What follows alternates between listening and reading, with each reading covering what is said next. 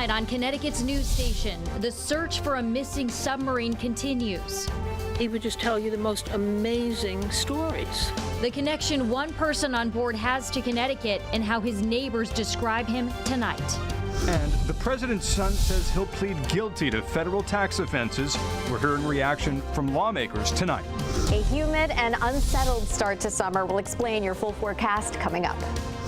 Meet 3-year-old Finn. This is the New Haven Police Department's first ever comfort dog. We'll introduce you to him coming up and what he's going to do for not only the department, but for the community as a whole. Now at 6, this is Fox 61, Connecticut's news station.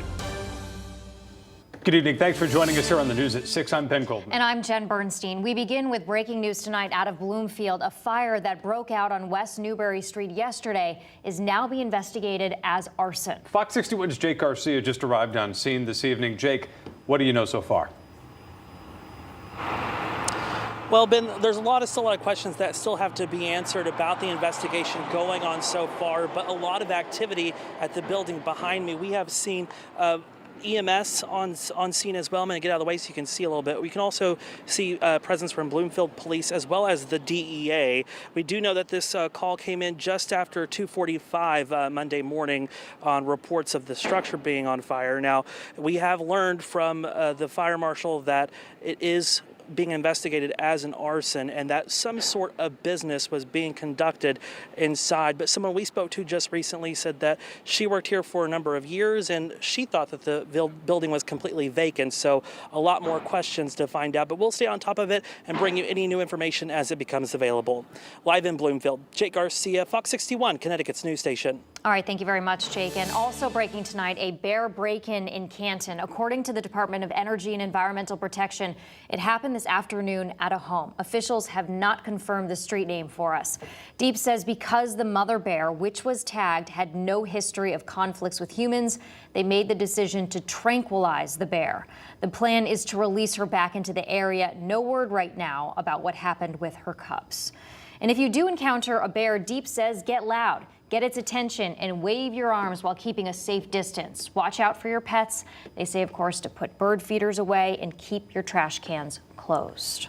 In other news here, U.S., Canadian, and private sources are scouring the deep sea, now searching for a missing tourist submarine. 5 tourists were en route to tour the shipwreck from the Titanic when they lost communication with the research vessel on Sunday. Now we're learning more about one of those crew members and his connection to Connecticut. Fox 61's Samaya Hernandez is in Kent with this exclusive report. Paul Henry Narjolet is known to his neighbors here in Kent simply as PH. He's a lover of the Titanic and lover of Litchfield Hills and one of 5 crew members on board the missing Titan sub. Spooner Hill Road is remote and neighbors are close. I'm 82. I've met thousands of people, really, and of all the people I've ever met, he was by far the most fascinating and interesting. Expert diver Paul Henry Narjolet was on the first human exhibition to the Titanic's wreckage on the ocean floor and one of 5 crew members on board the Titan submersible when it lost communication with the research vessel Sunday, 900 miles off the coast of Cape Cod. He would just tell you the most amazing stories. And I think a lot of people are Titanic lovers. They have, the stories are so interesting. Linda Giuseppe lives 2 houses down from the sprawling farm Narjolet sold a year ago before moving more than a dozen miles away across the border into New York's Dutchess County. They were seeking a more quiet environment. Tuesday afternoon, U.S. Coast Guard officials in Boston said search efforts have not yielded any results. We offer our most heartfelt thoughts and prayers for the 5 crew members, their families, and their loved ones. A ride to the shipwreck cost $250,000.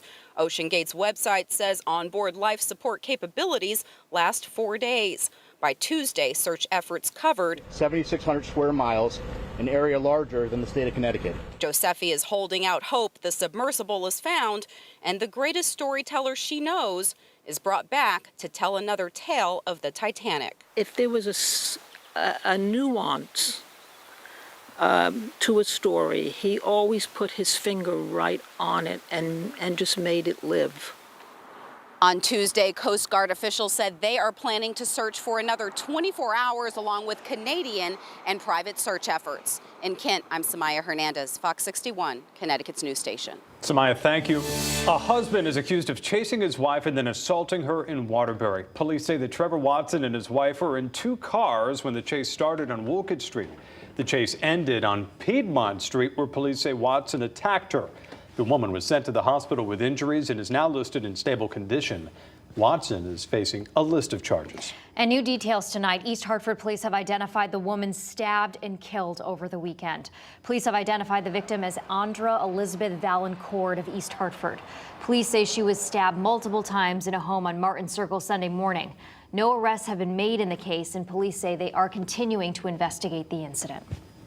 All right, turning to the weather right now, another nice day outside, feeling more like summer, Rachel. Yeah, and it really will by later this week when the humidity surges in. We have a couple of showers that we want to show you right now. Just to tell you kind of the overall big picture here, these are going to kind of fizzle over the course of the next couple of hours or so. But some towns could get a good drink of water. You'll see one right here around Cornwall and Sharon. Very heavy rainfall at the moment, while some towns are completely dry. That's extending from Warren down through Washington, and these will kind of slowly and lazily drift to the south and west if you're in New Milford, likely heading in your direction. We also have this batch of showers from northern Windham and Tolland counties, and also extending into Hartford County now. So if you're in Enfield, Somers, Stafford, it's raining pretty good. These will again slowly move to the south. As they do so, they will continue to diminish. So Ellington, Tolland, Windsor Locks, you have potentially some locally heavier downpours coming your way, but it likely won't last too long. It's a little bit gray in the New Haven area, around 70 degrees. Hartford has quite a bit of cloudiness as well. Heading through the evening tonight, we'll see low temperatures dropping back into the 50s as we head towards daybreak. Tomorrow, the start of summer. We'll see high temperatures in the mid-70s, a mix of sun and clouds, low humidity for now, but that's going to change, and this is the only completely dry day in the 7-day forecast. Your forecast coming up.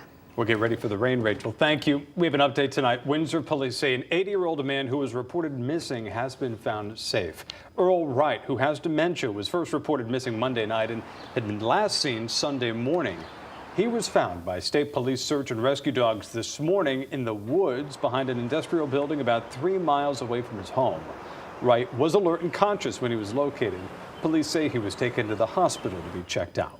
And new tonight, a man arrested in East Hartford for allegedly breaking into a home and sexually assaulting residents while they were sleeping. Police say Tyon Pierce entered a first-floor bedroom window at a home on Whitney Street on Friday. 2 people were sleeping in the bedroom at the time and told police they awoke to Pierce touching them in a sexual manner. Police say one of the victims fought Pierce, who eventually left the scene through a broken window. He was taken into custody a short time later at his home on Judson Street. He's being held on $500,000 bond. New tonight, a Windsor man is facing charges for making what police are calling a suspicious call involving Bradley Airport. Police say that Martell Davis made the call, but didn't exactly specify what was said during the call.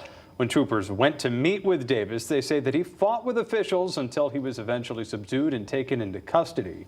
The troopers sustained minor injuries during the arrest. Police later learned Davis already had 2 active warrants for his arrest. More than 3 years after the murder of 19-year-old Mubarak Suleiman, killed by Trooper Brian North after a high-speed chase, the family says they may be a step closer to justice. The Inspector General ruled that the shooting was unjustified force by the officer.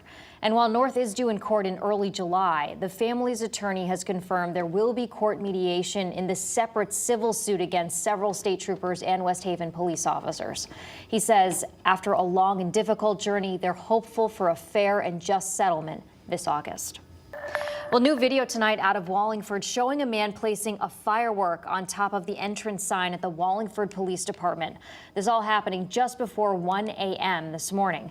You can see the suspect lighting the firework in this video, causing it to spark. He is then seen running away on North Main Street. Anyone who recognizes the suspect or has any information should call Wallingford Police. A retired East Hartford police officer and seasoned diver is still missing in the Bahamas. His family hoping for a way to bring his body home. Today would have been Ryan Prue's 32nd birthday, but he went missing after free diving off the Bimini Islands Friday.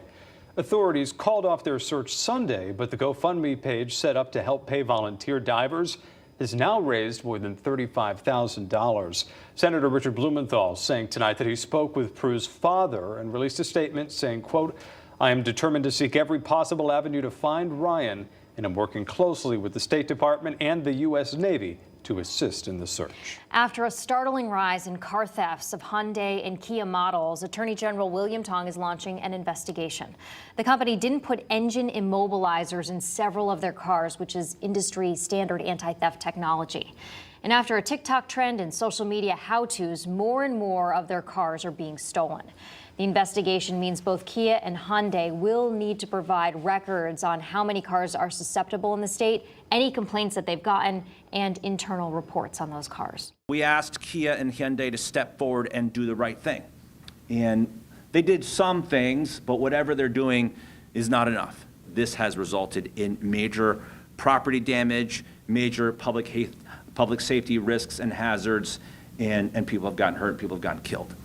The state is urging anyone with a Kia and Hyundai models between 2011 and 2022 to take extra precautions and consider a steering wheel lock. You can also contact your dealership if you haven't already for free theft deterrent software.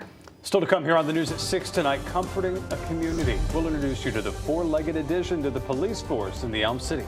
And discussing the risks and rewards of AI, what the president is saying while meeting with tech leaders next.